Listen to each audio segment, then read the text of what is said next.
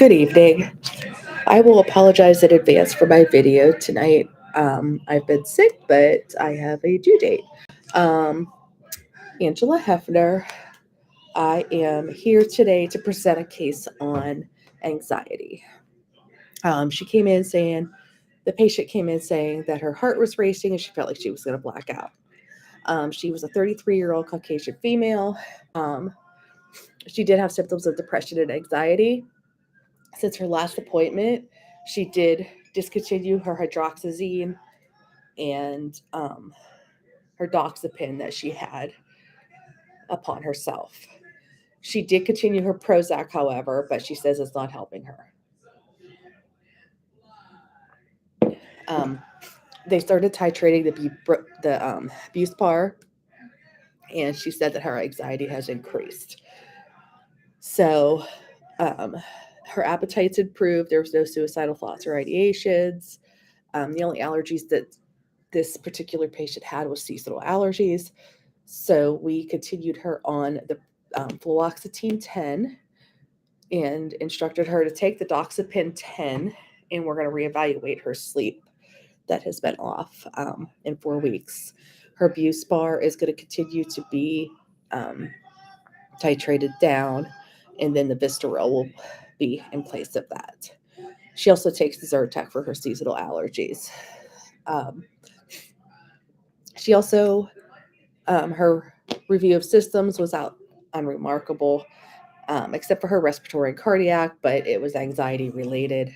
So, and then also for her medication, she does have a Mirena in place for her hormone contraceptive. Her vital signs were within normal limits.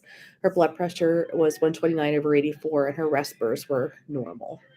Her mental status exam, she appeared her stated age. She was oriented, well-groomed and dressed, presented, was cooperative, understood why she can't stop her medications on her own and why that was dangerous.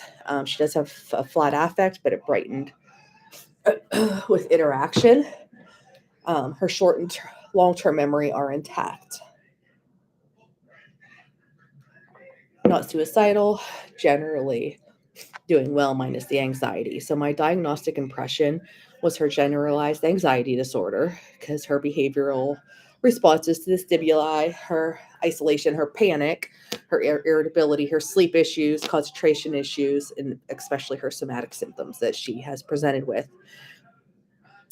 Secondly, I went with post-traumatic stress disorder because she is experiencing she did experience some traumatic events, natural disaster wise, and she has had those intrusive thoughts of sleep disturbances and appetite. And then major depressive disorder, recurrent episode moderate, I gave her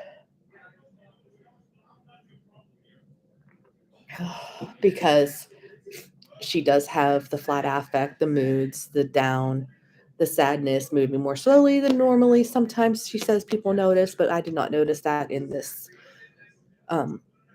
visit. She does have sleep issues and whatnot. My reflections, my preceptor is absolutely phenomenal.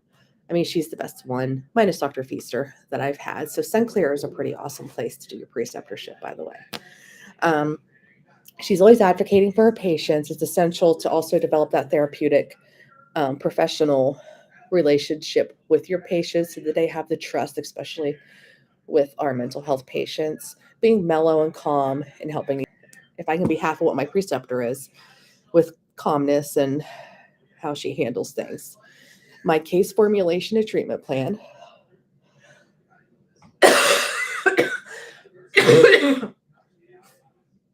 Excuse me. The patient does wish to decrease her symptoms of her anxiety and implementing the strategies that she like when she feels like teaching her the strategies when she feels anxious and keeping a journal of when this happens, what triggers it, and what symptoms occur is what I discussed with her. And if you needed to avoid those triggers, or if you could learn that, oh, this is a trigger of mine, get your mental, get everything kind of like we do as nurses sometimes, have to take a minute, step back before we enter a patient's room so we don't have bias. And we were going to reevaluate her in 4 weeks. She was going to continue taking the fluoxetine. She promised to take the doxepin as ordered, and she's on the Buspar twice daily. And her treatment plan continues to be every 4 to 12 weeks, depending on her need. We're doing 4 weeks because she has had the anxiety and depressive symptoms.